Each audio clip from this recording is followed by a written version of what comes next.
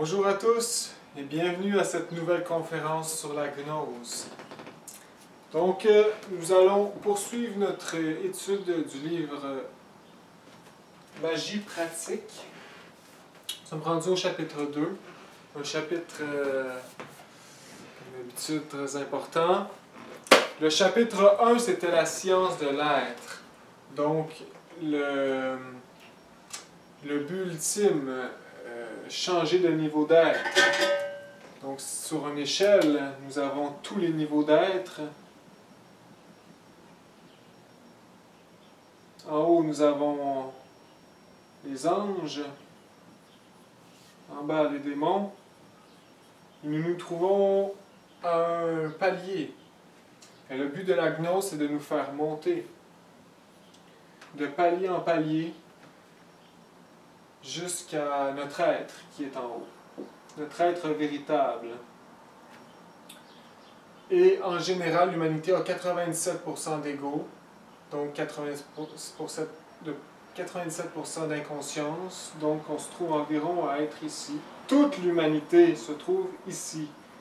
C'est pourquoi que, en général, la vibration de l'humanité sur la Terre est ténébreuse.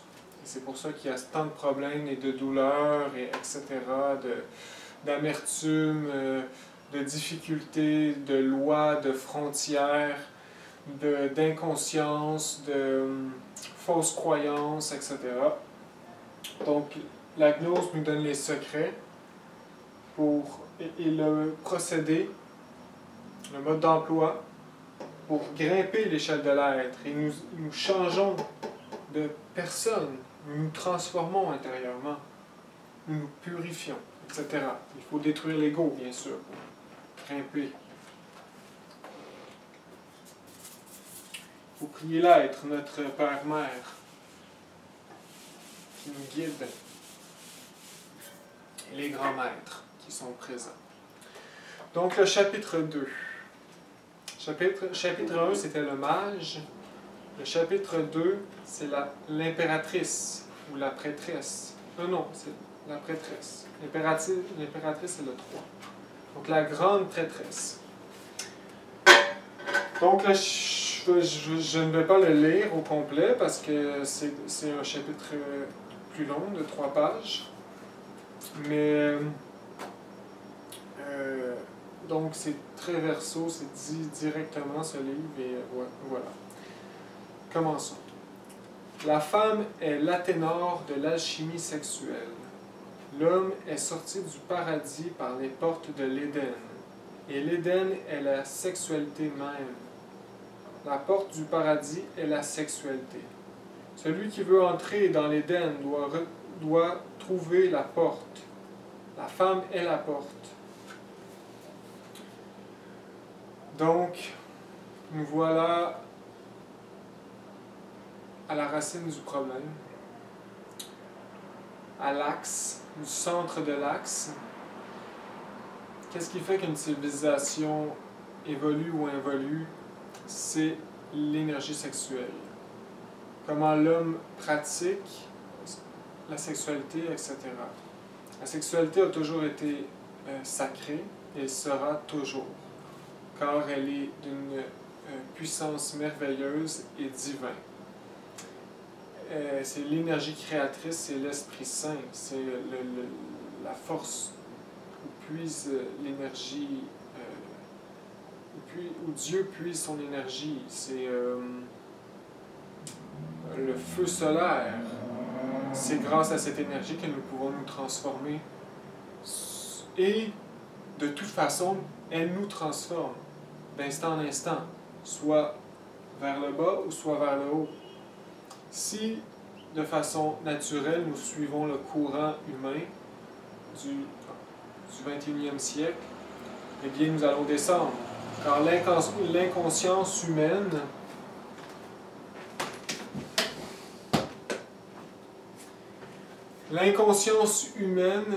ne connaît pas les secrets de la sexualité. Et il n'y a pas de cours sur la sexualité. Et de toute façon, s'il y aurait des cours, eh bien, ça serait de façon évolutive. comme on le connaît aujourd'hui.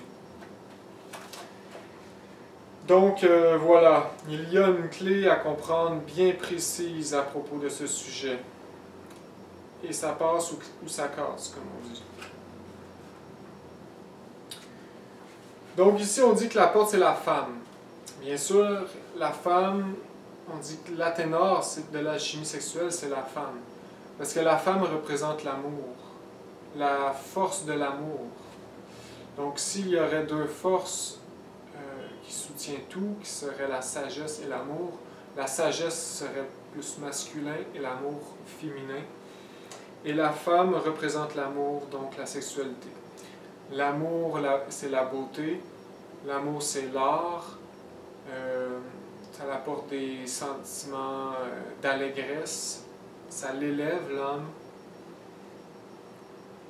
Si la femme est la porte, donc la porte du paradis est la sexualité. Donc il y a un secret ici qu'il faut comprendre. Et bien sûr, c'est très clair que c'est l'amour qui est la clé de l'éveil de la conscience. C'est grâce à l'amour que nous pouvons nous transformer en Dieu. Rien de moins. C'est la clé. Mais ici, il faut bien comprendre. C'est l'amour conscient que nous voulons. Pour avoir cet amour conscient, il nous faut étudier. Donc, ici 6. Ligne 6. Les orientaux parlent d'éveiller la Kundalini. La Kundalini est le feu sacré de l'Esprit Saint. La Kundalini est le feu de la Pentecôte. La Kundalini est le serpent ailé de nos pouvoirs magiques. La Kundalini est un feu extrêmement puissant. Ce feu très puissant est enfermé dans le chakra Muladhara. Le chakra Muladhara est l'église coccygienne. Le chakra Muladhara est situé dans le coccyx. Le chakra Muladhara a 4 pétales formant une croix, où se trouve l'épée flamigère. Donc ici, nous parlons de la Kundalini.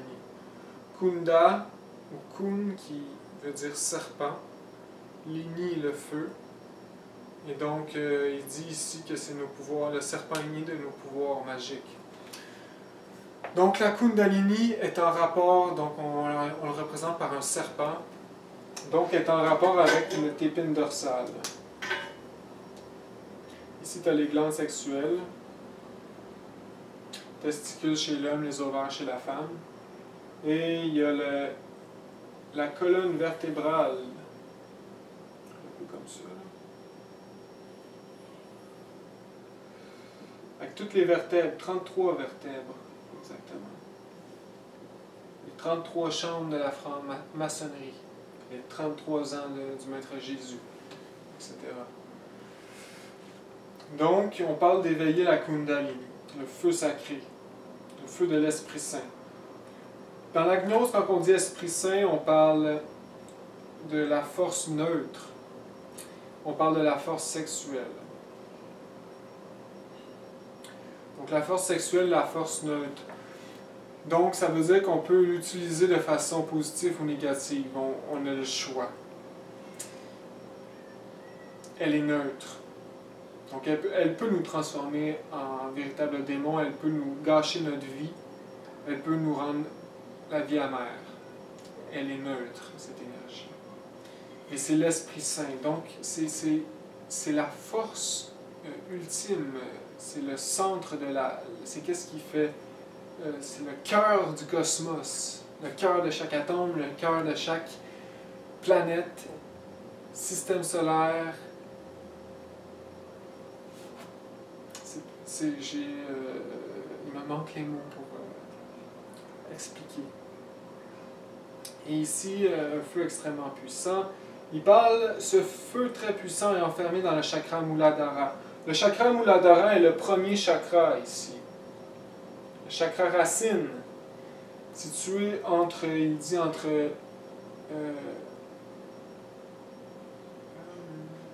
l'anus et les testicules. Donc le chakra racine à la base du coccyx, dans le coccyx, église coccygienne, située dans le coccyx. 4 pétales. et l'épée flamigère. Donc ici, on pourrait dire que c'est vraiment le début, la porte de la Kundalini.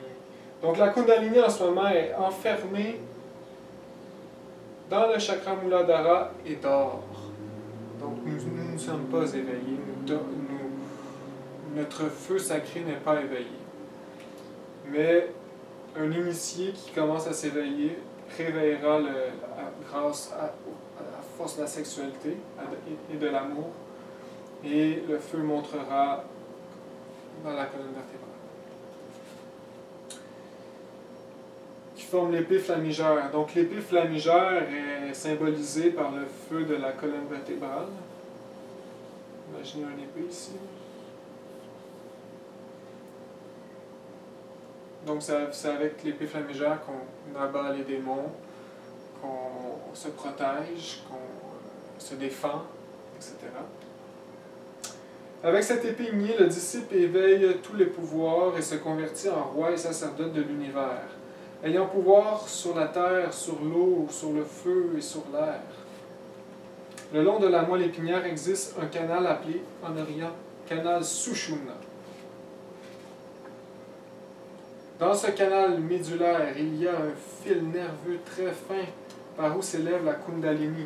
Donc, dans la colonne vertébrale, il y a un canal qui part de les glandes sexuelles et qui monte dans la colonne vertébrale. Et ce canal est bien sûr mi-éthérique et physique. Donc, le bistouri du profane docteur ne pourra pas le trouver.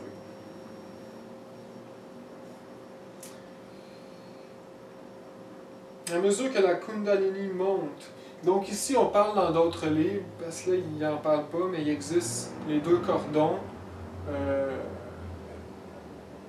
Ida et Pingala, qui partent de chaque polarité de la glande et montent le long en enroulant la colonne vertébrale, chacun à leur opposé, et montent le long de la colonne vertébrale. Ceci n'est pas le canal Sushumna. Le canal Sushumna est celui du centre où Kundalini monte.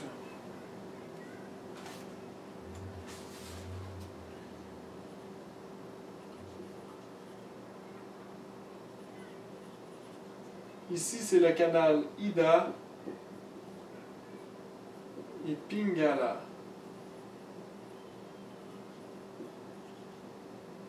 C'est différent. C'est par ici que l'énergie sexuelle est transmutée à chaque instant. C'est par là qu'on puise notre énergie vitale. Et c'est par ici que Kundalini monte et nous transforme en Dieu.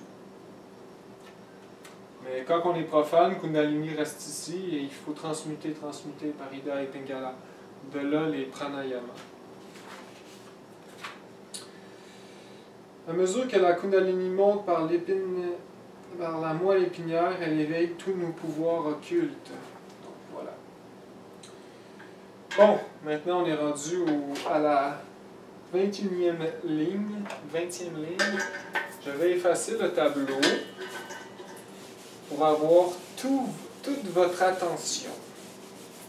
Car je vais dire en ce moment le grand arcane, le grand secret. Maître Samael dit souvent que ce secret, dans les autres époques, l'initié qui osait le révéler en Égypte était assassiné, au Moyen-Âge aussi. C'était un secret sacré, personne ne devait le dire. Et ici, nous sommes à l'ère du Verseau, et à l'ère du Verseau, c'est la seule époque où nous pouvons le révéler, publiquement. Faut comprendre que ça fait un sens, parce que là, je le révèle publiquement, et il n'y aura pas beaucoup de personnes qui vont comprendre, qui vont l'appliquer, qui vont s'en préoccuper.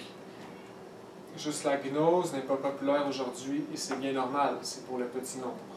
Mais dans les autres époques passées, les gens avaient un niveau de conscience plus élevé, avaient moins d'ego, et si tu dis le grand secret, le grand arcane à n'importe qui, eh bien, ça pourrait réellement apporter des gens à la pratiquer de façon erronée ou la pratiquer de façon opposée et créer des démons terribles. et provoquer la chute de l'humanité précocement. Et donc voilà, la clé était révélée seulement aux disciples qui étaient mis à l'épreuve, qui le méritaient. Mais aujourd'hui, nous sommes à l'heure du Verseau, donc je vais le dire en ce moment. Le secret pour éveiller la Kundalini est la suivante. Introduire le membre viril dans le vagin de la femme et le retirer sans répandre le semen. Donc, voilà. Donc, dans l'accouplement, se retirer avant le spasme, avant l'éjaculation séminale. Et c'est dur pour un profane d'entendre cela, parce qu'on est habitué avec toutes nos vies passées d'éjaculer comme un animal. Puis ici, la gnose nous révèle qu'il ne faut pas. C'est notre choix. Est-ce que nous voulons éveiller la conscience ou non? Si nous voulons, nous devons appliquer cette règle. C'est la règle d'or. Le désir réfréné fera monter notre liquide séminal jusqu'à la tête. Ainsi s'éveille notre Kundalini. Le maître Samael parle de séminiser le cerveau et de cérébraliser le sémen. Donc il faut comprendre que cette énergie est d'une grande valeur énergétique et revitalise le corps, revitalise tout le système éthérique, astral, mental, etc. Il ne faut pas la perdre. Absolument pas, parce qu'à chaque fois que nous la perdons, nous nous enfonçons dans l'abîme. Nous sommes sortis de l'Éden quand le premier homme a éjaculé, a commencé à éjaculer. Nous sommes sortis de l'Éden. Nous sommes... voilà. Et pour y retourner, il faut repratiquer la sexualité qu'une humanité normale pratique, qu'un homme ordinaire pratique. Donc on pourrait dire que c'est une sexualité tout à fait normale. Se retirer avant de répandre le sémen.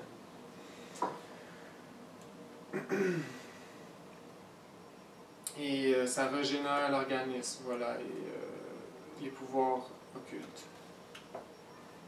C'est ainsi que nos disciples peuvent se convertir en Dieu.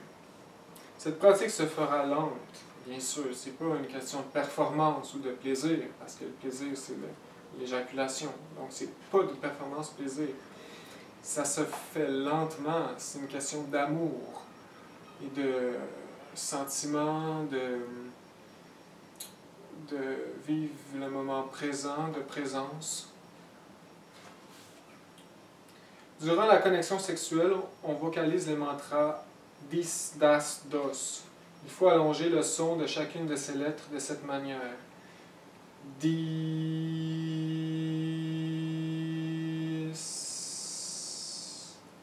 das,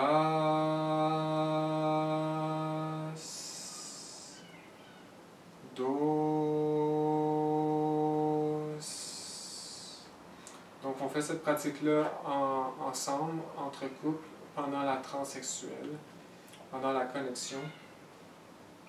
Concentré en méditation, pas que le mental intervienne avec ses fantaisies, et concentré sur l'énergie sexuelle à chaque inspiration qui monte jusqu'à la tête et à la vocalisation qui se dirige dans le cœur. On garde cette concentration, et voilà. Et l'énergie sexuelle, en fait, qui bouille parce qu'on est en connexion, donc très puissant. Ici, il donne un mantra, mais il y en a plein d'autres mantras et plein d'autres pratiques. Il en donne une en particulier ici. Pendant cette pratique, se forme dans le plan astral un chérubin hermaphrodite qui a le pouvoir d'ouvrir tous nos chakras et de nous convertir en Dieu. Ce chérubin ressemble à l'homme et ressemble à la femme. Il porte une tunique de pourpre qui descend jusqu'aux pieds. Et il est complètement hermaphrodite, puisqu'il a les organes sexuels de l'homme et de la femme. Ce chérubin se forme au moment où le couple est uni sexuellement. Ce chérubin est engendré pendant la transe de magie sexuelle. Ce chérubin possède tous les pouvoirs de l'Éden. Ce chérubin a tous les pouvoirs que l'homme et la femme avaient avant la chute. Ce chérubin possède les clés de l'Éden. L'homme et la femme, unis pendant la transe de magie sexuelle, doivent lui commander ensemble en même temps qu'ils éveillent leur kundalini et ouvrent tous leurs chakras. L'homme et la femme donneront l'ordre et le chérubin obéira et leur accordera tous les pouvoirs magiques. Donc ici, c'est la première fois que j'entends dire qu'il y a un chérubin qui se forme pendant la transe sexuelle. Ça doit être une autre forme de pratique, parce qu'il donne beaucoup de pratique. Peut-être, je ne suis pas certain, là, mais peut-être que c'est c'est notre être, peut-être, qui vient nous aider, nous éveiller. Peut-être aussi que c'est un autre ange particulier qui peut venir, ou on peut... parce que je sais que comme dans le livre Les Trois Montagnes, le maître Samael se faisait aider par un ange afin d'éveiller sa Kundalini. L'ange faisait des passes magnétiques sur sa colonne vertébrale pour que la Kundalini monte. Donc peut-être que c'est ça aussi. Mais il faut faire des invocations. Comme il dit dans d'autres pratiques, invoquer l'ange de l'amour, Anaël ou Uriel, ou juste l'ange Samael, ben, le maître Samael. Donc voilà, il y a beaucoup de pratiques ici, peut-être qu'il y en donne un autre de plus, mais j'ai de la misère à comprendre un peu. Le chérubin qui se forme, est-ce que c'est l'énergie sexuelle qui se... Bon bref, un petit point d'interrogation ici. Continuons. C'est ça quand on lit ce livre-là, il ne faut pas s'arrêter sur des choses qu'on ne connaisse ou qu'on n'est pas sûr. Mais il faut savoir comprendre le cœur.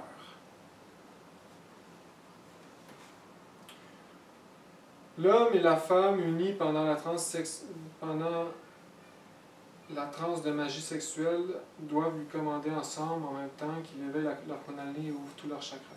L'homme et la femme donneront l'ordre et le chérubin obéira et leur accordera tous les pouvoirs magiques. Ceux qui veulent se convertir en Dieu ne doivent jamais répandre de toute leur vie une seule goutte de sémen. Une seule éjaculation séminale est suffisante pour nous faire échouer dans cette œuvre. La magie sexuelle ne peut se pratiquer qu'entre époux et épouse dans le foyer légitimement constitué. Donc ici, c'est crucial de comprendre cette dernière phrase, cette dernière partie. Donc le centre de la gnose, de l'éveil de la conscience, c'est de ne jamais éjaculer. C'est de pratiquer la magie sexuelle avec sa femme le plus souvent possible. C'est d'être amoureux, d'être fidèle dans un mariage légitimement constitué. Donc, il faut l'âme sœur, en fait. Il faut trouver l'âme sœur. Si nous sommes célibataires, il faut chercher l'âme sœur. Si nous sommes en couple, et que nous pensons que ce n'est pas l'âme sœur, pas grave, on reste en couple pour la vie et on fait des pratiques. C'est l'amour, en fait. La Kundalini monte par le mérite du cœur. Donc, nous ne pouvons pas changer de femme, nous ne pouvons pas prendre n'importe qui pour pratiquer la magie sexuelle, ou nous ne pensons pas que nous sommes amoureux et nous allons dans la sexualité. Ça ne marche pas. Il faut réellement être très amoureux pour aller dans la sexualité. Et il nous faut réellement la bonne personne. Donc ici, c'est réellement un dharma, une chance de nos jours si nous trouvons une femme pour nous ou un homme pour nous, pour pratiquer la gnose.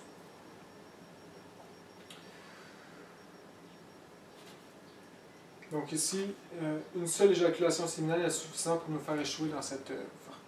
Donc pour qu'un ange chute, il faut qu'il retourne dans la sexualité où donc éjacule.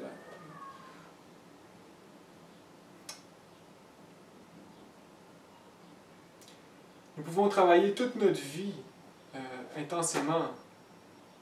Et si après 30 ans, nous décidons par notre propre chef d'éjaculer, eh bien nous tombons, nous chutons réellement Intérieurement, c'est très grave. En fait, l'éjaculation, à la base de la colonne vertébrale, ici c'est les glandes, la colonne vertébrale, Ida Pingala, Sushumna. Chaque éjaculation, ici c'est le Muladhara, chakra Muladhara. Chaque éjaculation fait descendre l'énergie sexuelle vers le bas. Donc, à partir du chakra Muladhara, l'énergie descend brutalement vers le centre de la Terre. Parce que la Terre se nourrit de toutes les émotions, de tous les aspects vivants de son écorce terrestre, donc de nous. Et ici, c'est drastique.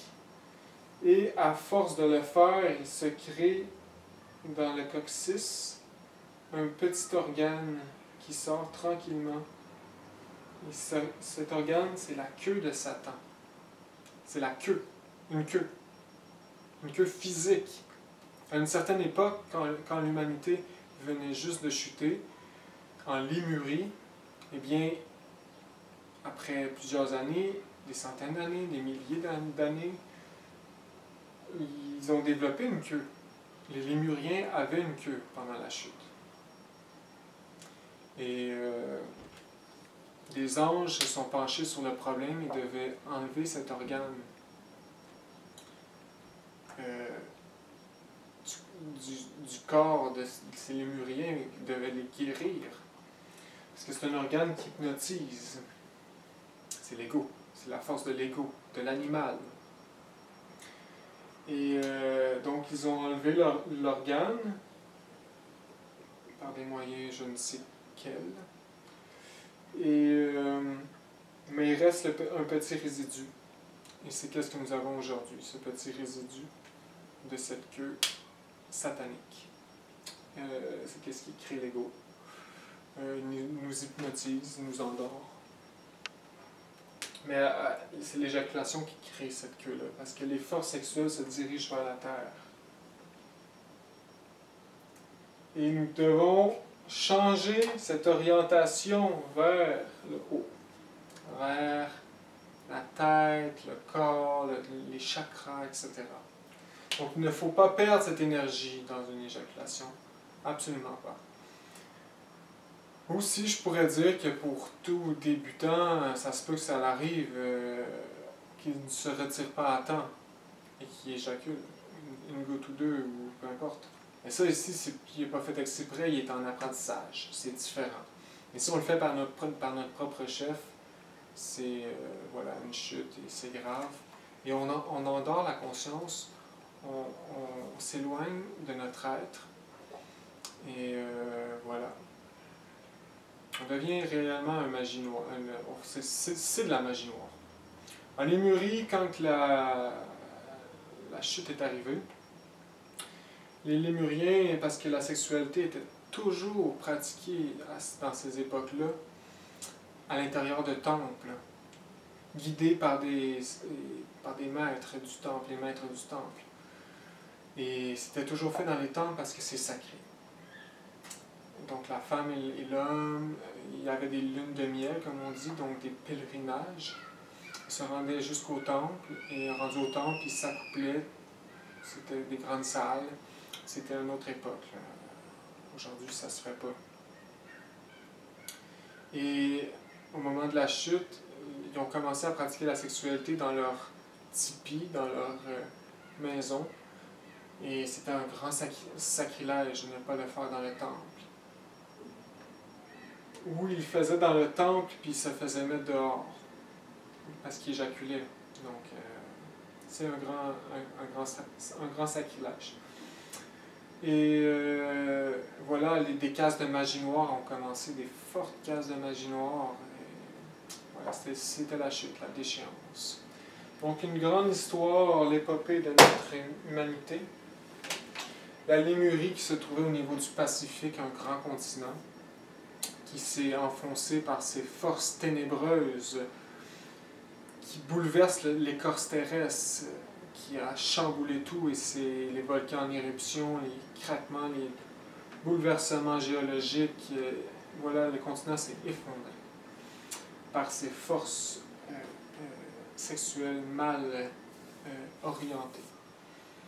Et voilà. Ensuite, il y a eu le début de l'Atlantide, au niveau de l'Atlantique, où c'était lumineux, et la gnose était enseignée partout. C'était la gnose, une époque gnostique. Mais à la fin de l'Atlantide, il y a eu une évolution. Et comme aujourd'hui, la fin de l'Atlantide, il y avait prostitution, drogue et inconscience, pays, guerre, etc., mais d'une autre façon, mais semblable à aujourd'hui. Et l'Atlantide aussi a sombré. Et voilà. Et maintenant, nous sommes ici, soit en Amérique du Nord ou sur un autre continent. Et nous sommes rendus à la fin de la race Arya. Et nous éjaculons notre sémens, nous vivons de façon chaotique.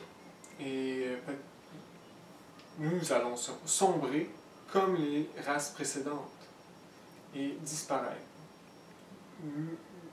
Notre âme ne mérite plus d'autre vie et mérite d'aller en enfer, en astral, pour que la planète nous lave de tous ses égaux. Ici, c'est le chemin de l'âme, la route du samsara. Mais c'est pas parce que la civilisation humaine en ce moment va périr et disparaître que c'est la fin du monde. Eh bien non, il y a d'autres âmes qui vont arriver, qui vont mériter un nouveau corps, neuf, dans une nouvelle ère, parce que nos continents vont sombrer, mais d'autres continents vont sortir de l'eau, et ça va faire de nouvelles terres, et une nouvelle race fleurira, et la gnose sera enseignée librement. Le maître Samael dit que les anges et les dieux prendront corps et enseigneront dans le plan physique. Donc, si vous voulez participer ou vous rapprocher de ce paradis futur, eh bien, il faut travailler sur nous-mêmes, nous repentir. Et la gnose nous l'enseigne, heureusement. Merci au maître Samael. Donc, voilà, j'espère que vous avez aimé cette conférence. Ici, je vais continuer sur cette lancée, et voilà. Donc, paix invérencielle et continuons.